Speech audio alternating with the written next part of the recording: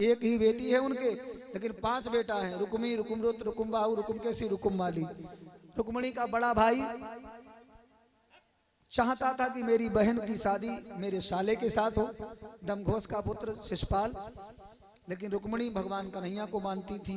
अंततः भगवान श्री श्याम सुंदर का प्रथम विवाह रुक्मणी के साथ। आज बेचारी रो रही थी, एक ब्राह्मण देवता ने उनका पत्र भगवान श्याम सुंदर के पास पहुंचाया और श्याम सुंदर आज रथ लेकर के महाराज आते हैं और अलोपा देवी मंदिर है, जिसे महाराज गिरजा देवी का सुंदर पवित्र तीर्थ कहा जाता है, वहां पर माता रुक्मणी पूजन करने आई और मेरे प्रभु ने वहीं से रुक्मणी देवी का हरण किया।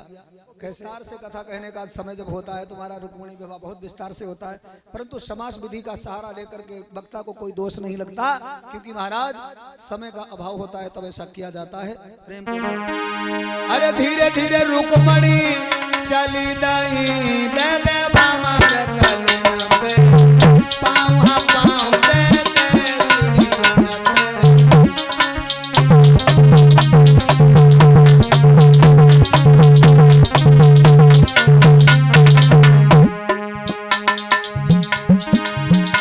अरे रुक्मणी देखो आई रही जब तो चलती मधुरिया साली है न तो चलती मरोरा।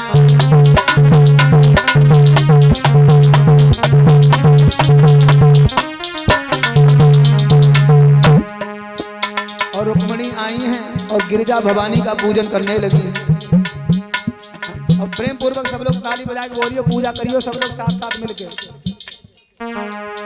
कि जय जय गिरिवर राज किशोरी, जय महेश मुख चंद चकोर।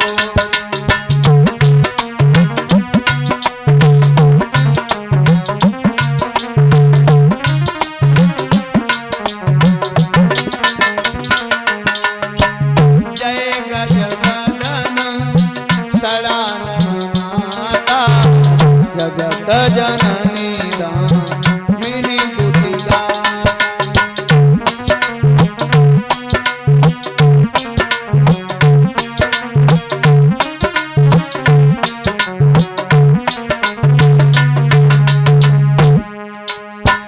मोर मनोरथ जानहु नीके बसहु सदा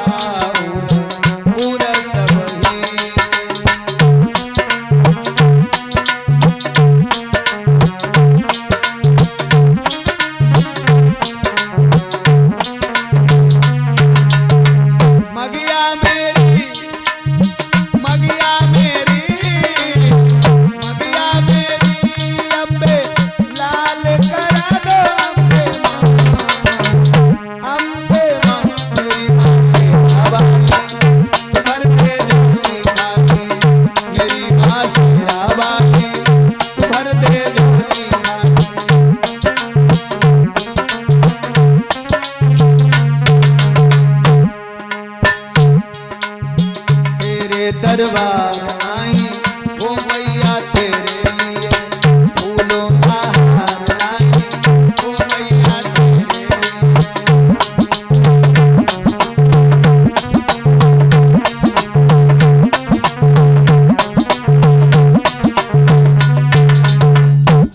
मेरे भगवत प्रेमियों, रुक्मणी आज पूजा करने आई सहेलियों के साथ गिरजा भवानी के मंदिर में हैं और पूजन कर रही हैं अलोपा देवी मंदिर में।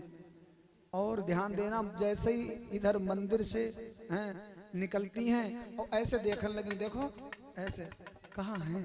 पंडित जी बता रहे थे कि वही मंदिर के किनारे कहीं खड़े होंगे, तो भैया भगवान कहीं नजर ना आए। सुप्रभु ने दूर से रुक्मणी को देखा, रथ को बढ़ाते हुए ले आ रहे हैं और रथ से महाराज कूद पड़े श्याम, और महाराज थोड़ा थोड़ा चलते हुए आ रहे हैं। और मुकुटवारो खड़ो है, जे कौन है, जे कौन है सोई। रुक्मणी ने आवाज लगाई, थोड़ा इतने बढ़िया। श्याम 2 कदम और बढ़े आए। बताइए देवी क्या बात है। रुक्मणी बोली, तो तुम्हारा नाम क्या है। श्याम ने कहा, हमारा नाम कान्हा है। तो रुक्मिणी की सहेली बोली दीदी अरे तुम कान्हे तो ना आए हो। भगवान ने कहा नहीं हम बता रहे कान्हा। अच्छा रुक्मिणी बोली पता कर ले जय जय बेई है द्वारिकाधीश की कोई और तो ना है नहीं हम और संगम को चली जाए जिंदगी भर पछताती रह जाए। जो फैसला बड़ा समझ करना चाहिए जिंदगी को।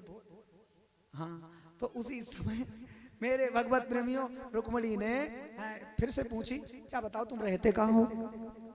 भगवान ने कहा हम हर जगह रहते हैं सभी के हृदय में रहते हैं।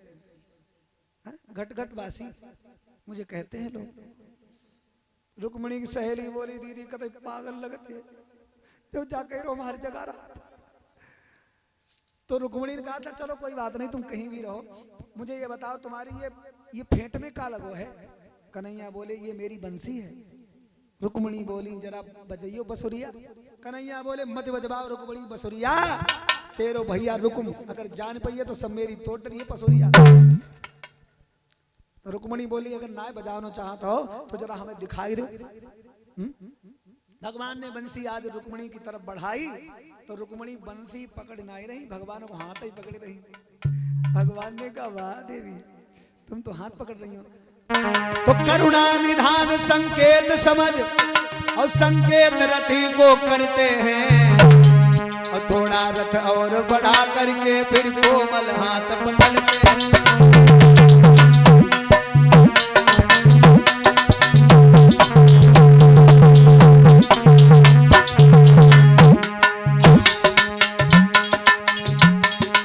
और आज सलोने श्यामन भैया मुरई रथ बतायो थोड़ा भाग पड़े मोहन बासे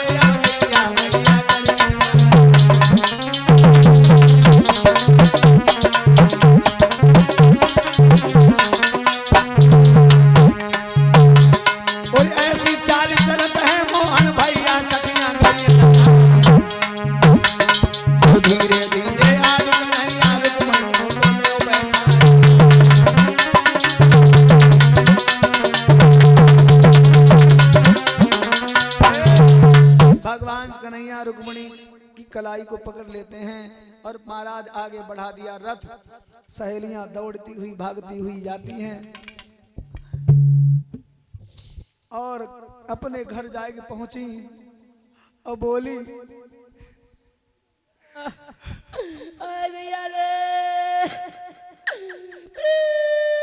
अरे क्या बात है तुम रुक्मिणी के साथ पूजा करवाने गई थी। रुक्मिणी कहाँ है। क्या कहती हो। रुक्मिणी चली गई और मैं देखता रह गई लेकिन मैं चली गई मानिए ना मैंने हाथ पकड़ो सर। आज रुकुम ने पूछा वो किसके साथ गई है। वो करिया करिया करैया रंग करिया तो करिया करिया करिया हर बहन को ले गौरी भैया।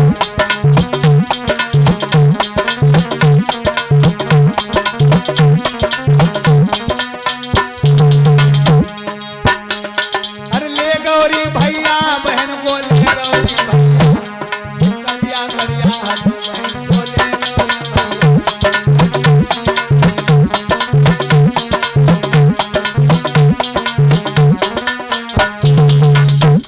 इधर जब रुकुम को पता लगा युद्ध करने आया तब तक बलराम भैया आए गए और बड़ा महाराज घनघोर युद्ध छिड़ गया।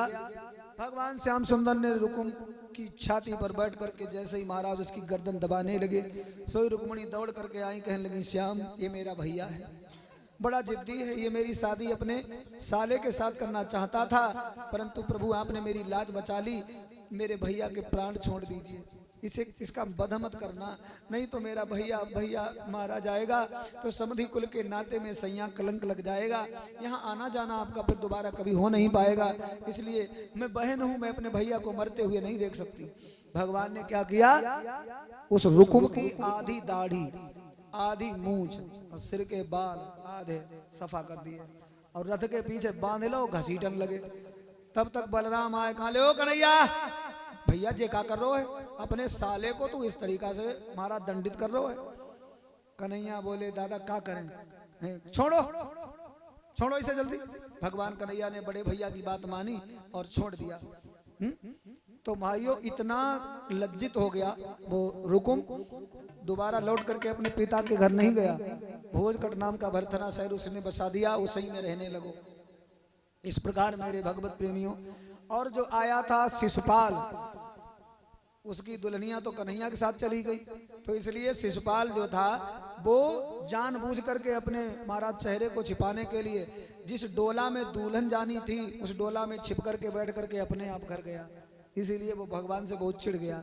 इधर जब भगवान हरण करके द्वारिका में आए तब रुक्मिणी के पिता राजा भीष्मक को यह बात मालूम चली कि मेरी बेटी रुक्मिणी भगवान श्याम सुंदर के साथ गई हैं, तो वे बड़े इज्जत सम्मान के साथ द्वारिका में बहुत कुछ महाराज हैं दहेज लेकर के अपनी बिटिया को कन्यादान करने के लिए आते हैं।